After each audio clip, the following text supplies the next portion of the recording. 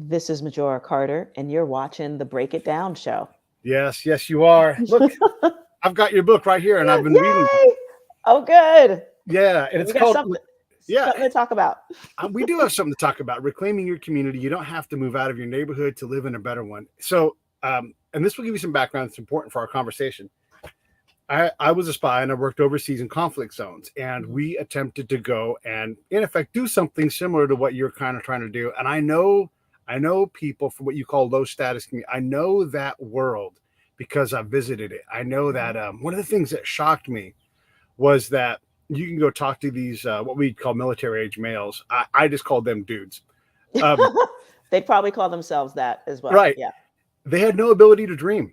It Mm-hmm. was broken. And I did a whole series of thing with guys who had committed murder and been in gangs here on the show. Mm-hmm. And I'm like, oh my God, you guys who were in gangs, and this is in your book too. You guys who were in gangs and ended up doing things because of the community you grew up in are in no way different than these guys in Iraq and Afghanistan. So I heard you go breathless for a second there. I want to give you a chance to respond to all of that. Yeah, I just think, yes, because people who feel socially isolated tend to do socially isolated things or socially excluded. So when people, I've been talking about this so much today in particular, how folks feel as though, like, if they don't have anything to look forward to, those are dangerous people, because mostly dangerous to themselves, because if they're not feeling as though they can dream about what a future looks like for them, they'll act accordingly. Like, what is there to look forward to? And I feel that in American, or even actually international low status communities, and I can define what that means if you like, to us. Yeah, go ahead and define it, because we're going to use that term quite a bit. So let's talk about Sure. that. So low status means it's the kind of community that where inequality is simply assumed. It's by people both inside and outside of those communities. And so then you'll notice it by low educational attainment, higher rates of folks being involved in the justice system, lower, worse health outcomes. The type of the local economic developments you see there are not necessarily regenerating and circulating dollars, back into that community, but they're all going out in the form of whether they're health clinics and pharmacies, and even very highly subsidized affordable housing. But primarily, they're the kind of places where inequality is simply assumed. And again, people feel as though they often need to measure success by how far they get away from those places. I'm going to play the white guy here for a minute, because it's easy to dismiss a lot of the language in your book. It's not an easy read if you want to live in your world. The thing that I did well was I was able to enter the other worlds and communicate back to the army. I was also able to communicate the army to the Afghans and get everybody just to slightly nudge their realities closer together. Yes. Maybe I busted a hole through and I said, see, look right there. Like, this is a crazy thing. And I know you'll have something to say about this. We went for all those years to Afghanistan, and I went and I said, hey, wait, I've done this 100 times. What am I going to do different? And I realized that we were always the dominant force. And until I allowed that governor to be the governor, until I pulled his plan out and I verified that that was his plan and I built trust, he would never take one step forward to execute his plan, because and I always used to say, we had our foot on his neck. It's kind of an inappropriate thing to say now because it's the wrong image, but we were always so dominant that person had no choice but to just do what we, satisficing behavior. Like, I'm going to get through this. This is all that's possible here. And you don't get that growth and that possibility that you're wanting, no matter how you characterize it, no matter whose fault it is. It's just not possible. Right. And those governors, would probably feel as though, like, there were outsiders coming in. This isn't our vision. This isn't the vision, of folks within the community, which was probably very carefully crafted based on what they needed. It was mostly for because they actually had an understanding that was the way it usually worked. And it does work that way. So for you to say, like, no, let me figure out what's actually going on here and give that, the consideration it deserves, is something that generally doesn't happen in low status communities. It just doesn't work that way. And just to be real about it, low status communities are not just, isolated to inner cities. I mean, they are Native American reservations. They are, former, Rust Belt towns, that had some booming industry, and now there are no jobs, and where they're almost exclusively white folks. So low status is it's literally not about the people that are Mhm. there. There's something wrong with them. It's literally Mm. just that those places have been sort of the repository, for the type of things that benefit people that are from not within those communities. So that's what it means. And basically they come in lots of colors. Yeah, yeah, yeah, yeah, yeah, yeah, yeah. We agree on this completely. One of the things, there's a couple things I want to try to get into, and these are, by the way, I appreciate you doing this. These are delicate matters, and so Yes. I don't intend to like tread lightly because there's no offense offered here, and I'm assuming that you're not like let's do this hard work because a lot of the language is hard to get through, and you're trying to describe something that, and also to various audiences that is not easy to describe, and so how I take what you write you really have no control over it. You even start your book by saying that, like, you may not like this ultimately. I want to paraphrase, but the reality remains there are Appalachian white families that have Yeah. no earthly clue how to unappalachianly white themselves. They're just Yeah. stuck there. And why Folks, should yeah, they? I mean, yeah. that's the thing, Well, that's the thing. why should they? I mean, that's the beautiful, I actually spent some time in Whitesville, West Virginia. It was coal mining town. And I met still to this day, like a hero of mine. She passed away, many years ago. Her name is Judy Bonds, but she was like, seventh generation coal mining. Her grandson was going to be like the eighth generation. And it was so frustrating to me because Mm, when at one point when we both sat down and we realized that we couldn't out mess with our communities, she in her community, there was people, a lot of people were on drugs, but there was Oxycontin there, and it was like crack in mine, yeah, there was a lot of poverty in both of our communities, and we were like, we're actually kind of the same person. It's just, you're from rural West Virginia and yeah, I'm from an yeah. inner city up in the South Bronx. So I think that's the thing that I think we really have to understand. And so what Judy's thing, which what she was doing, they were trying to bring back actually or develop, community owned wind power installations as opposed to continue, doing coal country, doing really invasive coal mining that just Right. often destroyed the environment and actually didn't really bring as many jobs as it once did. So that's another example, of reclaiming, the community that I feel like, you know, I hope that folks get from this book Mm. that all of our communities need to be reclaimed in ways that actually support all of us within our communities. There's so much to say about this. So much to Yeah. say. Okay, so one of the things I want to go back to kind of describing the problem some more of the system versus the system and how they don't gear to the same way. Billy Corbin makes fantastic documentaries. He did he does all the ones on Florida, like when you find a packet of cocaine in your boat and you call it a 2 kilo flounder or whatever it is, right? And he Oh my did God. one on backyard bare knuckle boxing down in like Mm. the Miami area, right? And you Huh. have these. In this case, it's low income, low status black communities, black men Hmm. fighting each other. And I'm doing quoted fingers legally, Hmm. community legally, like their own local rule of law. And the law enforcement's like, when this happens, these guys aren't killing each other. We're just going to kind of, allow it to happen. Not because it's good to see dudes fighting, but it was a community building exercise. And they didn't like, why stop this thing to allow the regular chaos to happen? The Florida Fight Commissioner is like, you absolutely can't do this. Someone's going to get killed. And then it's like, oh, you're so adorable. You have no idea what goes on in these people's lives. Like your regulatory body has no bearing on what Right. happens to these dudes because getting killed in the ring, no one's dying in these rings. Okay, Right. could you break a no bear? But they are dying in the streets, and you can do nothing about that. So your Right. problem and this guy's, they're not in any way connected to reality. Mm.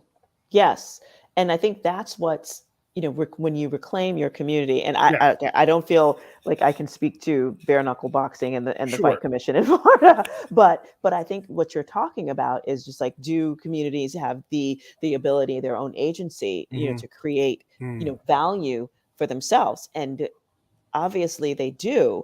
But first is they've got to understand that there's value already there. mm, And and again, with low status communities, and the issue with them is that, since there's often considered only two kinds of development there, right?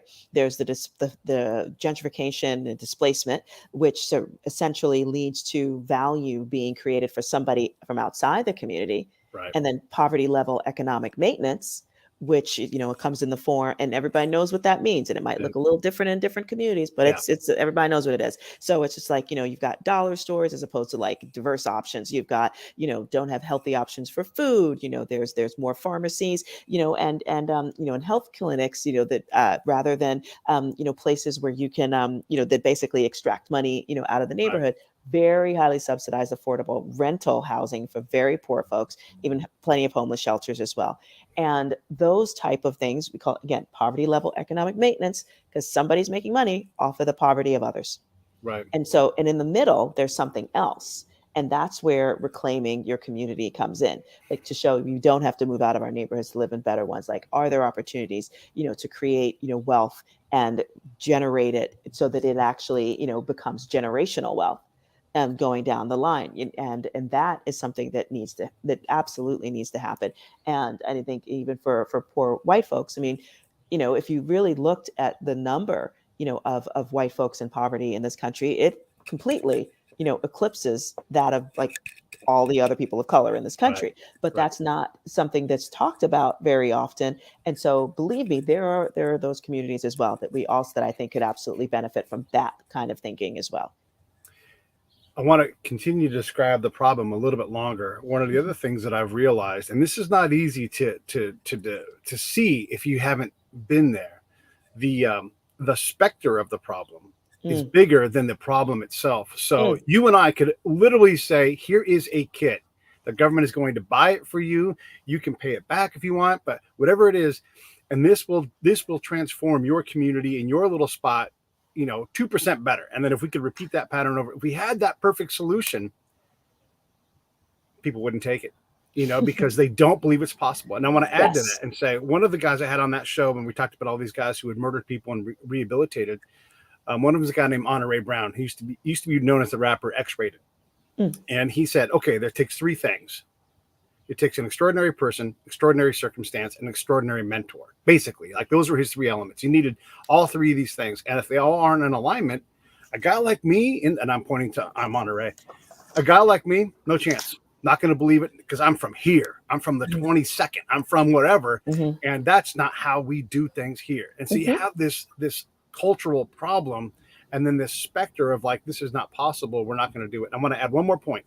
There's a project called it's got a guy named Devone Bogan. Maybe you know Devone. He mhm, started out as the Richmond Project in the city of Richmond, and mm, he's like, I'm going to take the 25 most dastardly people I can find, the guys that are going to go to jail, end up dead, whatever it is, and I'm going to case manage each one of them out mhm, of that. And there's going to be a failure rate. Some of these dudes are going to die, but the bulk of the people made it out. And so, and then this program is always characterized paying criminals to not commit crime, which is all bullshit. That's not what the program is. The program is like, there is an element where there is a stipend, and if you don't do the work, he will gladly write you a check for 1 penny and hold you accountable. mm, But he had problems in every direction. The city didn't like him, for sure. The city council didn't like him. The mhm, cops hated him, and the local folks didn't like him. And he had guys who were like life imprisonment, you know, former prisoners who had gotten out as the caseworkers. And even still, the community's like, nope. So they had a huge trust problem, right, huge trust right. problem. So I want to talk about that, the specter and the trust part. Yes. And, you know, people are still surprised, you know, that, you know, a year before Martin Luther King Jr. was assassinated, and let's remember he was assassinated, he was actually considered, you know, one of the most hated men in America. You know, Yeah, now he's known as like the peacemaker and all that, and just like so well loved. But no, homeboy was hated. And again, and it was that it was, I think you hit on the trust thing. I think especially as far as like a person's motivation to like move in a different direction, like you've got to trust that someone has like belief that you can do that and that you believe it yourself. But the other piece is it is all up here. It's just like, is this even remotely possible? And the specter that, you know, if of daring to dream that something could be different is just like almost worse, because if it's not true, then why would you give yourself that opportunity yeah. to even dream it? That's so probably more damaging, I think, to people than the fear of messing up again. Is just and putting your hope into something that you really don't think is possible is even more dangerous and scary than actually trying. So, and I feel like that's one of the reasons why I did want to put, um, pen to paper or fingers to keyboard, Yeah. to write this book, because, I was definitely one of them. I was one of these kids, I was reading when I was 3. I was told from a really young age, you're going to grow up and be somebody and you're going to get out of here. And I believed it. I absolutely believed it. Yeah. And use education to get myself out. And so this book is essentially, me, honestly feeling some regret that that's the way I looked at life for many, many years. And knowing full well that I'm not the only person, who comes from a low status community who did leave in order to try to find the life that she wanted. And so, but looking back and now, like, again, going forward, like, I want folks to understand that the first step to our own recovery, to sound like a 12-step program, but maybe it is, because it is. It's like we're almost addicted, to the Right. idea that our communities will always be this thing that just pales as just not something that we want to be in, because, again, if we're led to believe that poverty is a cultural attribute, that some communities will just never blossom, you're going to believe it, if you consistently hear that drumbeat Yeah. going on. And culture is not, you don't just change culture. You can winnow, you can channel, you can, do that. But this kind of work, I know from firsthand, it is so fraught. It's so delicate. It's so challenging. And you can have something like we had this bridge in Iraq that went across. It was a temporary bridge. And we were leaving and we're like, if we could do one thing, please, can we just leave this bridge here? Like, no one needs this piece of equipment. They'll figure out how to maintain it. And then the Army's like, no, we're taking it with us. Like, oh my God, like, this is such a bad social thing here. These guys this is the most important thing we've done. It has a legacy. And we got lucky. Majora, we got lucky. And they were like, okay, it can stay. We'll leave it behind. Oh, thank God. But only barely. And so you know how hard these things are, where the person in charge is like, doesn't even take the phone call. Because the other story from that same area was the State Department wouldn't even consider this archaeological UNESCO heritage site grade place that united in probably, the last time I counted, was like 15 different ways it united socially, religiously, culturally, all these different things. Wouldn't take a meeting. And I had all kinds of Iraqis on board. Yeah, your mouth is open. I was pissed. And I'm like, why are we doing this if we're going to fail on something that is so patently obvious? I mean, if you want the government to work, here it is. I mean, I couldn't tell you how many ministries would have been involved in this area with this thing. And so what you do is, it's just too impossible to do. I mean, it's just so hard when you look at the pile of problems, and yet there you are. Yeah. Yeah. And maybe maybe I am completely insane. I won't be the. Oh, no, you are for sure. Yeah. Okay. You're right. But it does come from feeling like, this is my ministry, like, this is the way I love my neighbor, and, love my God. And I want to be known for trying and getting caught trying, because I believe that, as fearfully and wonderfully made as we all are, it's a grave disservice for us to not recognize that we can do better in our own communities. And not to say that, there's been years of just, like, anti-poverty, anti-racism. I mean, all sorts, true, all of them. However, I think that inside it is a mindset that we have to recognize that we, are capable of great things. We can do hard things, and we, can show others that it's possible within our own communities.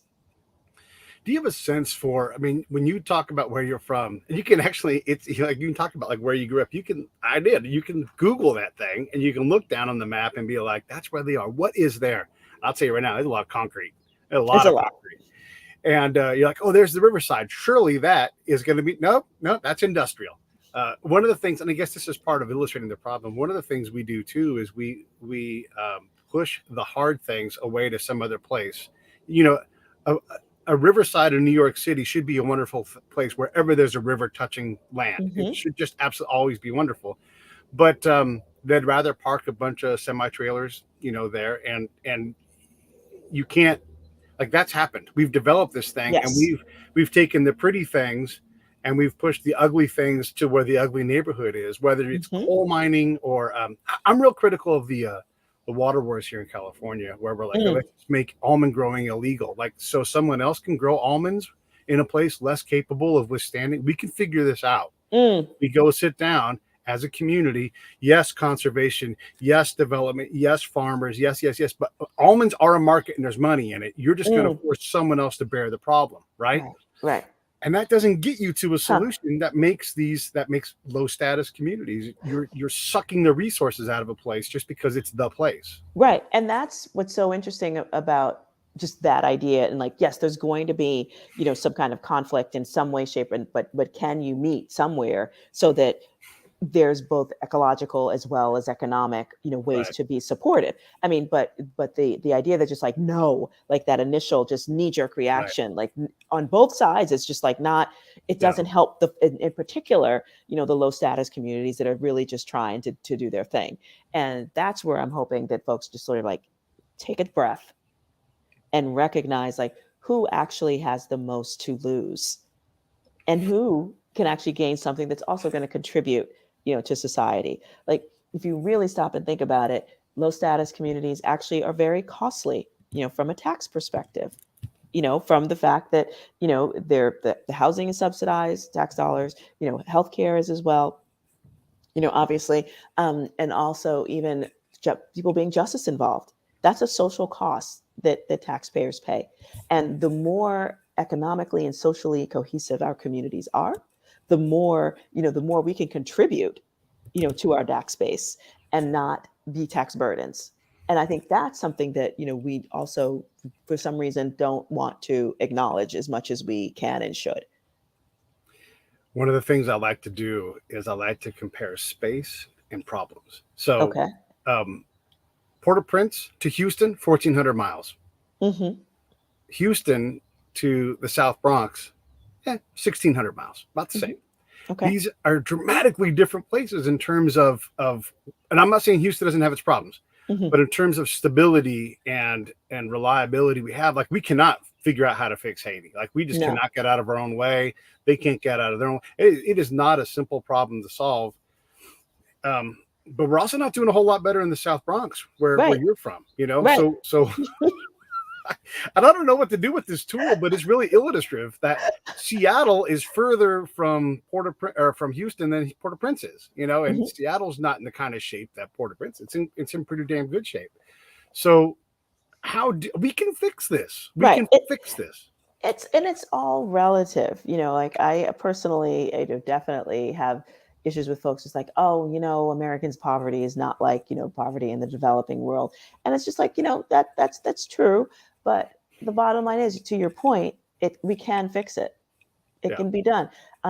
Part of it is recognizing that, poverty is not, a cultural, attribute in Right. these communities. It's not just like a state of being. It is a state that was made because of certain and very persistent policies, that got Mm, almost all of these communities into the exact space that they are. And so by acknowledging that and then recognizing that there could be steps taken, both internally and externally within those communities so that we can actually, the community members themselves can be a part of their own recovery. One is absolutely, being people who are holding onto their property as opposed to, but really yeah. believing the hype around, predatory speculators and that, our land isn't of any real value. Because, I often say that, gentrification, doesn't happen when you start to see things like, cute cafes and doggy daycares, in a place where they weren't before. It Right. happens when, years before that, when people in those communities believe that there's no value there. And so when we believe that there's value, we act like it. Yeah. And we don't just sell what we got because we think it's worthless, or we don't leave our community because we think that there's no hope there. Mm, You will invest, emotionally, financially, spiritually, in those places and honestly expect a return because you should. Because this isn't like some kind of little social service give back. I'm not trying to do that. Like I really believe in wealth generation right. and creation and of folks in low status communities, regardless of their color, actually being agents for their own change and recognizing that there's like power in their ability to support their own community, period. And I think that's not what folks are expecting, because we love, and Americans in particular, love that Cinderella story, people coming from from like a hard scrabble neighborhood and pulling themselves up and getting out and being somebody. But what happens to the folks that are left behind? Yeah. Yeah. Yeah. I mean, we do a lot of effort in Haiti trying to educate kids that have no education. And what's the first thing they want to do? First off, we want to bring them to America to educate them. And then never and going back. Nope. Right. It's too dangerous there. And so just to bring this back to the Bronx and where you're from, it's hard to read and accept the reality that when you said you were squatting in a place, my initial reaction is look down upon that and judge that. I know better because I'm an adult now and I've seen hard things people do. And I've certainly slept on couches, which is a very nice form of squatting, but, until you can get through that first thought hurdle and you go, wow, this is really how this goes here. And then to hear the story of acquiring the house across the street. And there's another, I'm assuming, Black family that owned that. And they're like, whatever. They were willing to walk away from this asset. Yes. And you had to go through illegal hurdles to get it, and it's quote unquote for free. Not really. It's a lot of effort, time, and money, right? Yeah. But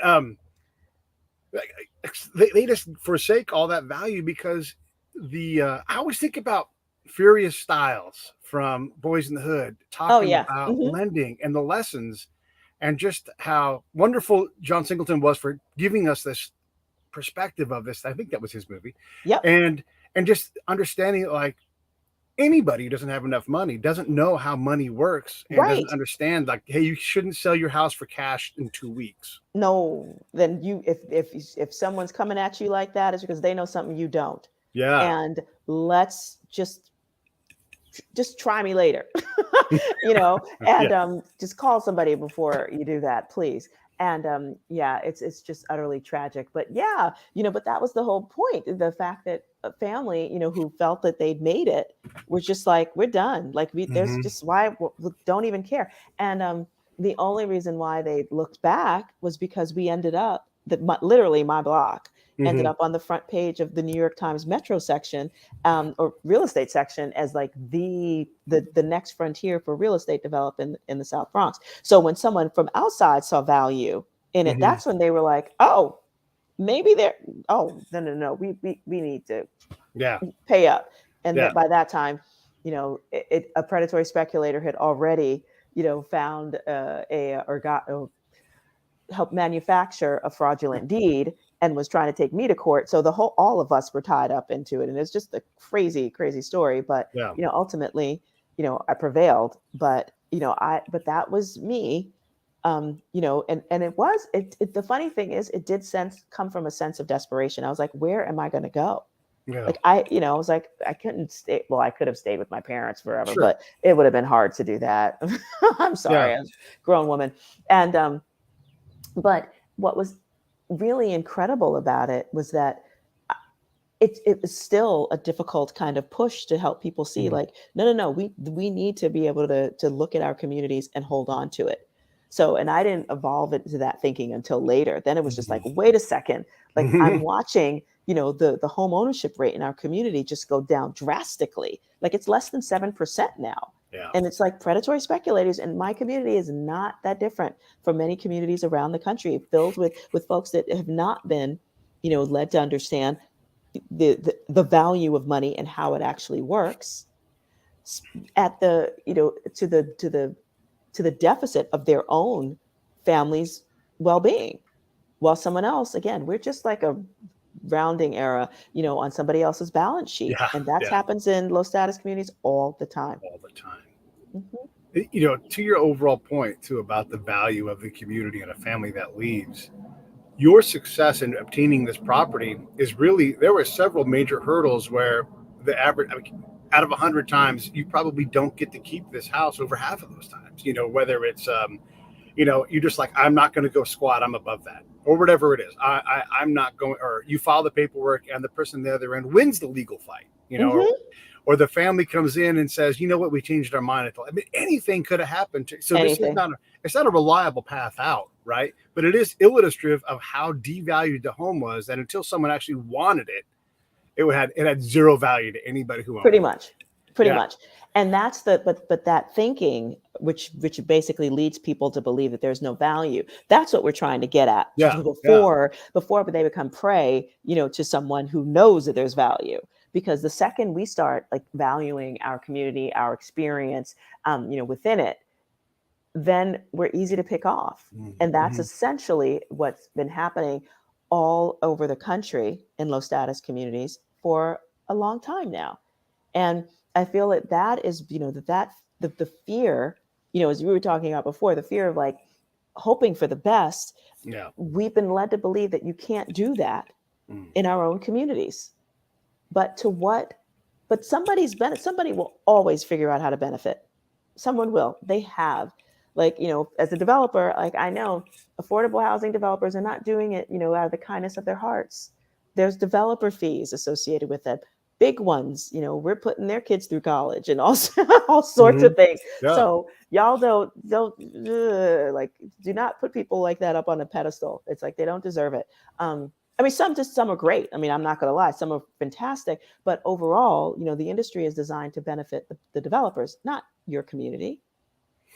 It's also not designed to create that community benefit, that next store, the shop. Like if you go to Rock, it's like general store, and because only that tribe goes to, it's like a tribal store, right? Only these people, these families go to this store, and store B, exact same store, another family, they go to that one to buy their brooms and their soap and everything. So you don't need that. You need something that provides like, here's all the things you might need in a community. But a business owner is speculative. Like, okay, how do is it safe to open a business here? This is a big thing in Afghanistan. Was there are three kinds of security. Can I go to and from work without being molested? Right. And two, will my family be safe in the compound? And then three, will the kids be able to safely go to school and back? That was the safety nexus you had to figure out. And the answer was no. It was not safe anywhere. And so as a business owner, you're thinking, even if it's not real, how do I protect my investment? Because I'm not getting into business to open this Tony Cafe or this bodega or whatever it is to be robbed and burned out and, shot or whatever, right? I mean, there's the problem of trying to solve this thing. Even if you're from the community, how do you make that leap? And then you pick the investment, not necessarily the best one. You pick the one that you think you can pull off. So maybe you're a restaurateur and they don't need another restaurant, but that's what you do. Yeah. And it's, and safety, fear of violence, your own assets or lack thereof. I mean, those are all real reasons why people will either decide, to do something in a community or not. And I will never poo-poo, people's decisions to decide that it's not for them. But the bottom line is, it's like everything in life is cyclical, and it is going to take, some folks, the ability or make the decision to want to stay and rebuild and reclaim. And it's not because that's just the way it's going to be. And it's not always going to be easy, but the bottom line is we do know that things will change eventually, and it will be hard, for those of us that do stick around, but it's going to change and someone is going to benefit. And so I do believe that some of us are going to need to try. And, whether it's, Afghanistan, Iraq, Houston, the South Bronx, some of us are going to do just that. And I think hopefully, whether it's through this book or other ways, people will find, the strength that I already know they have inside, but often feel like they for fear of putting it out, that it might be crushed, that they just find, the wherewithal to be like, you know what, I could at least try. I'm going to get caught trying. And I think that is going to be the difference between, our communities, stepping up and thriving rather than just surviving. We spent the first half of the show really kind of illustrated the problem. And I do want to get away from that, although I'm desperate to talk about Oakland and what a feral city it is. But let's just move on to the positive things. But everybody should get reclaiming your community, because look, go look at Majora, go to her website, whatever. You're going to see just like the list of accolades. You're going to need to scroll a couple of times because this lady's won all of the awards. You are incredible. You were super incredible. I mean, just go to. I'll put the website up here in the thing in a second. You have done so much, and we are talking about something that's really hard, but you're doing it. You're doing it. How many Majoras do you need in Hunts End? Hunts Point. Wait, what is it? Is this Hunter's Point in San Francisco? That confuses me. In your community, Which is very different from Hunts Point. right. Hunter's Point and Hunts Point. How many U's do you need? Do you feel like, okay, because I know like when I was doing what I was doing, I could use 10 more of me to try to illustrate these problems, right? Totally. And then work on the impossible part of trying to solve them. So Yeah. how many problem solvers like you, how many like-minded and motivated people do you need? It's not a big community. I mean, is it 10? Is it 20? Then, Mhm. Yeah, go ahead. Yeah, I mean, look, you have to start where you are because sometimes it will just be one.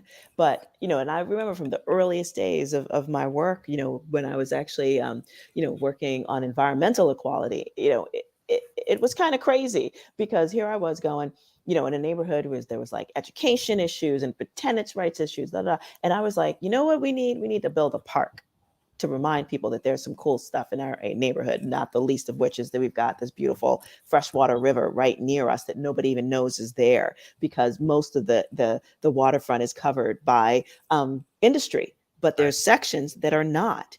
And that's our entryway into this amazing resource. And to be honest, at first, wasn't nobody listening to me. They were just like, the best thing that they did was they just didn't oppose me, at the time. And it was just like, you go do your thing, honey. Yeah, whatever. And I took that as like, okay, thank you. I appreciate it. Yeah. And then suddenly it became this like, wow, it's this beautiful, we didn't even know we had that. And you sort of watched community pride grow and it could possibly then give them the breathing room to think about what else is possible. Then moving into things like green job training and placement systems, giving people an opportunity to have both a personal and a financial stake in improving the environment. And then we're going into realizing like, what are people leaving our neighborhood to experience? And that's when we created a cafe, because we realized that people were leaving our neighborhood to experience the kind of community that they felt they needed, that met with their ideas of what their lifestyle should be like.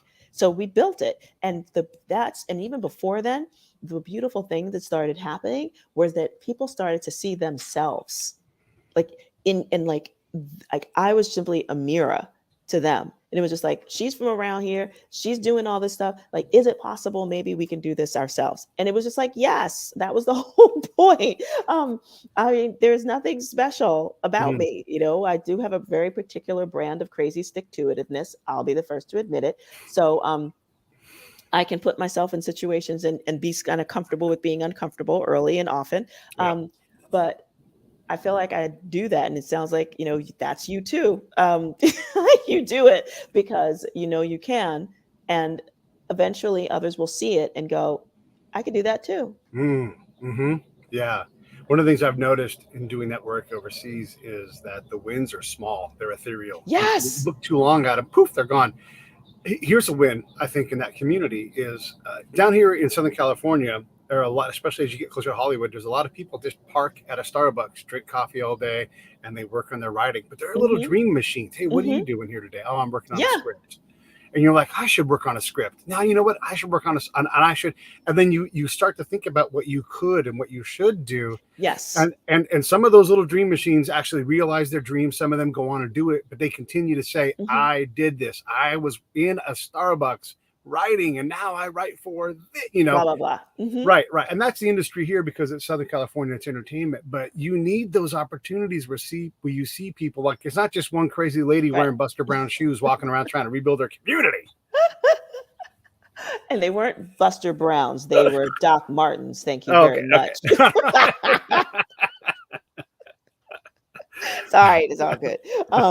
But you're so right. I mean, those are celebrating, what did you call them? The dream makers? It was like really beautiful. Little dream machines. Dream machines. Yeah. That's so beautiful. Puffing out dreams. Absolutely. And celebrating those small victories, which are actually not that small because when you're talking about like someone literally like unleashing and unlocking, their own capacity to dream a little bit bigger than what they thought was possible. that's super important. And especially in low status communities where, again, we're taught that value doesn't reside there. And could you imagine like what would happen if like everybody in low status communities all over this country were just like, no, like my job is to like impact change right here. Yeah.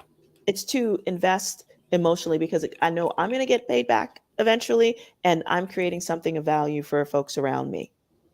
Because when people leave those communities, they are taking away, their example for what's possible.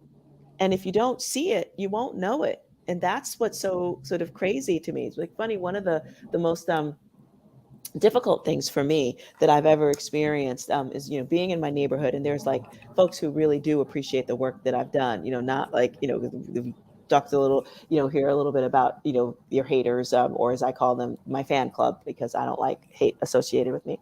But people who appreciate the work, and they'll just assume that I don't live in my neighborhood anymore. Right. Because to them, I'm successful.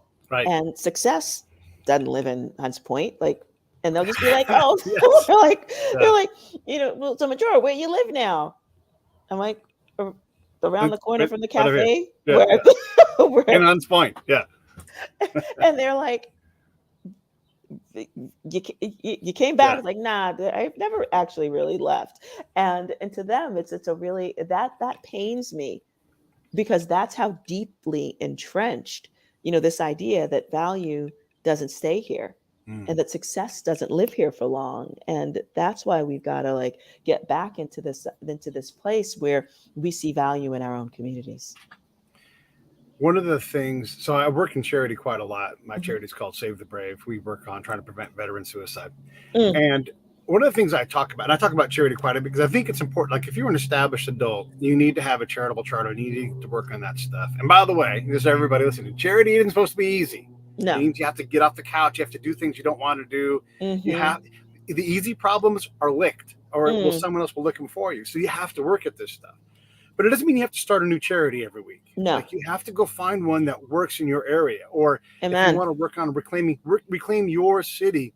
And then if you don't want to live there for whatever reason, because now you live in Connecticut and you're doing well and everything, you can and should enable the Majoras of the world or other people, or take a bet like, hey, I want to start a business here. I'm going to be a silent partner, but I'm from here. I want to do this. Surely that's part of what has to happen. How do you create that? How do you create that revenue stream where someone's like, yeah, for a rounding error for me, income wise, 50 grand, sure, whatever. Let's see if we can make this good thing happen in the community.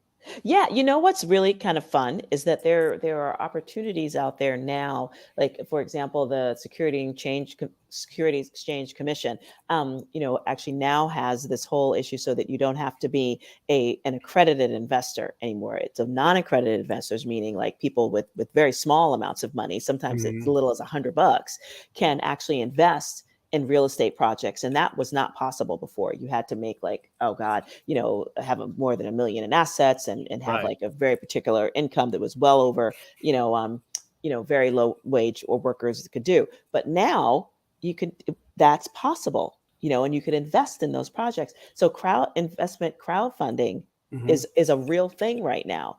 And that is one way that we've used it actually when we reopened our cafe after during the pandemic, because Lord knows we didn't know what was going to happen, but we also wanted to use it as a way to educate our community about money and investing. We had to put everything out there for all the investors to see. And we were so excited that, we raised $50,000. The bulk of it was from investors that local investors that put in less than $300.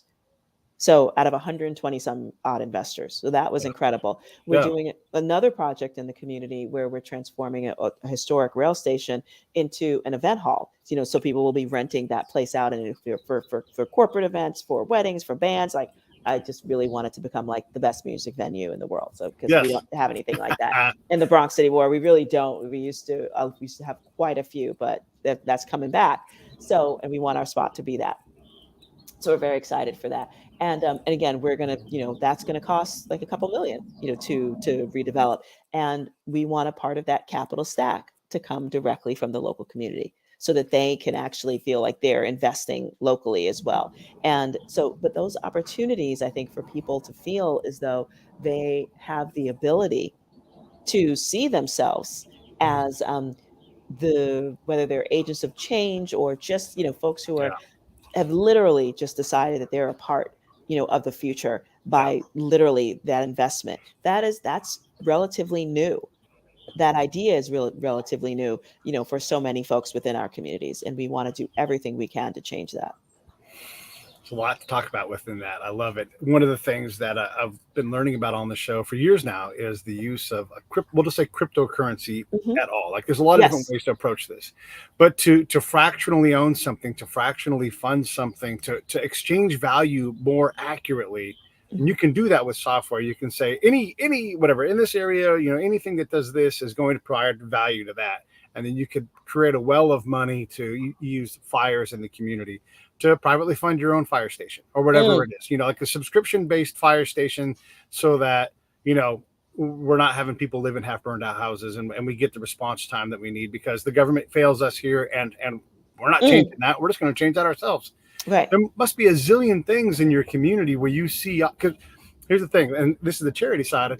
We started out as a deep sea fishing, like let's keep ourselves alive. We'll go deep sea fishing, great fellowship, and then it became what we're also going to be in service of one another and save our lives by being involved. And then it became, hey, we're also going to ride a motorcycle across the nation once a year and raise money that way. And then one of the guys who founded the thing, he's like, I'm going to open a new restaurant and have a performance venue in it. And we're going to do rock and roll, but once a month we're going to do comedy for a cause. And now I'm like, okay, now we've done that. Why don't we write music and get that performed by all our musician friends and then have that just be a steady. So all of a sudden, look, we're a Marine started charity that tries to stop veteran suicide. And we're talking about partnering with significant rock and roll and country acts to perform songs to give the royalties to us so that we can go to work on the next thing, trying to stabilize it. Because as hard as it is to stabilize Hunts Point, try to keep some veterans alive. I mean, Yes. Semper Fi. No, yeah. I know. I mean, the more I learn about that in particular, the Mm-hmm. more I'm just like, there's what is it? Two-thirds of all gun violence are actually white men committing suicide. Yeah. And I'm sure a bunch of them, most of them are vets. A whole lot. And Too many. that should raise some very serious alarms, to every shade of American. And yeah, there's just a lot that we need to deal with. And I'm But glad but let me bring it back to the thing that I was getting after. And I probably should have made this more clear. My point is that all of a sudden these things that were never going to happen become possible and executable. And you're like, yes. here is the resource I need. I'm going to ask for it. They're simply Yes. asking for things. People will say, yeah, I'll do that. Like, you don't have to give me money. I just need time. I need someone to pick up this guy from the airport. I need these things. That's all for the charity. And all of a sudden you get this body of people that are motivated, and you can sometimes guilt them into it, but most everybody's like, I'm willing to do that. That must resonate with what you try to do. It's like, here's where I need help. I'm going to come up to you and just simply ask you. Like, don't wait for someone to come to you and say, hey, what can I do? And then be like, gosh, I don't know. Like, I have things for you to do. Yeah. You know? But that's the difference. I mean, what you're talking about is a kind of social enterprise, right? That, you're looking at it, yes, is it charity? Yeah, but ultimately you're really using that as a foundation upon which to build community that is sustainable, because charity is not sustainable when it gets right down to it. For the most part, I mean, I think it should be kind of used as sort of like alternative risk capital, like, and also like when you really need to do some triage because you never know. But ultimately, for a sustaining, economic ecosystem, you've got to understand the numbers. You've got to like understand what's the trajectory for growth and how and who it is you're working, to support within those communities as well. One of the things that you often see with the NFL, and I just have such a problem with supporting those guys, is the idea of keeping it real in their community. And just this week, there's 2 bits of violence and guns and that kind of thing being involved. And that's wait, what? I'm so there's sorry. 2 bits of violence from players. There's a player that would just was in Vegas and he had a gun, and there was, like he was threatening to kill somebody. Oh and my so, gosh. Yeah. And so keeping it real shouldn't be being a thug. It should be like, here's how I keep it real. I'm from fill in the blank, Hunts Point in this case. How do we get that message into these young folk so that they're focused on a more pure, a more, holistic, a more balanced approach, as opposed to this anger focused approach, because there's literally Right. been no one who was ever really invested in them. And when they do invest, they're like, I'd like you to smash your body into somebody else as hard as you can. And then the moment you're not valuable to me, even though you're still valuable to me, I'm going to cut you loose, right? Well, you just said it. You literally just said it. I mean, I could shut up now. Yeah. But that's the whole point. Yeah. If people feel as though they intrinsically have zero value and they've been told that, Right. and there's nothing in their world view that's giving them any reason to believe that there is value in them, what do you think they're going to believe? Yeah, I'm going to smash things. Yeah. There's a difference between the Hulk and Captain Marvel. Captain Marvel knew she had a whole arsenal of things that she could pull from, whereas the Hulk just smashed stuff. Sorry to go all Marvel on you. Right. But, No, it's all right. It's fine. But this is the point, right? So when you look at these impossible problems, you're trying to figure out the ways out. I will just say you cannot reliably rely on the government, whether it's borough, city, county, state, national. They're bad at this. They are bad at designing a solution that will get you and your community out of your problem. So it's got to be community focused, and you have to build this machine that continually acquires assets and puts out value. Your guys' cafe. Like, how do we replicate that in the next community over? Because Hunts Point is not a very big place, right? Not very How big. do we make another one of those wins in another way here in Hunts Point? How do we do that? How do we find these people and keep the young minds seeing that, hey, there is a sweet spot. We can do this. Right. I mean, that's why it's so important to have examples that are out there.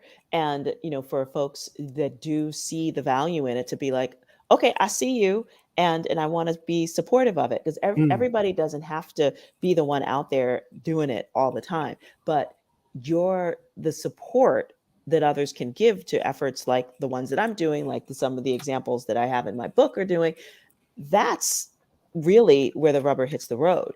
And, because not everybody's going to wanna, and nor should they, try to like do all the things all the time. That's just, you need people to buy, from these businesses, to live in these houses, to buy this property. And it's a spectrum of folks, but underneath it all, they're all, in agreement that what we're doing is reclaiming our communities, through this. And there's going to, and for various economic levels, for, different educational levels. But the thing is, like, our whole, reason for being is that we're here to support each other. And that's the difference between, reclaiming your community and kind of looking at, the other kind of real estate development, path, which is more gentrification. And so that's why we're like, our assumption is that there's always talent in those communities, regardless of what, Cinderella narrative that, America likes to, put on communities like this, that there's always enough value, in the people that are there to affect real change where they are. But we've got to give them reasons to stay. And we know the reasons why folks are leaving. So whether it's, it's a quality of life that they can't really find in their own community, it's job opportunities. Maybe it's as simple as just a bar or a coffee shop, where they feel like, everybody knows their names and wants to see them do well. If we don't have those kind of opportunities, then what you get is a bunch of socially excluded people who act like there's no reason to be inclusive, not even for their own lives. You can see where money is in the signs on the road. And I'll just use Hollywood in this case. You cannot reliably park where you want to in Hollywood. But if you're in a crappy neighborhood that's low status, you park wherever you want. You can leave your car for 5 years and it's just going to stay there, because there's not enough resources for people to go to City Hall and be like, hey, I don't want anybody parking on this side of the street. This is whatever it is, like, look, there's famous people. We don't want people loitering here. I got that. We'll exclude that from this conversation. But they're like, you cannot park here in general because this is landscaping day. This is this. And they have the financial might to go and the influence to go and say, change this about our community. Right. And they invest heavily in that. And I'm just using parking as an example. There's a lot of zoning and everything else. I promise you, no one in Hollywood's like, oh, we can't wait to have a rehab clinic down the street from us. So again, back to this whole thing of how do you inspire this change internally, but also externally? How do you draw attention?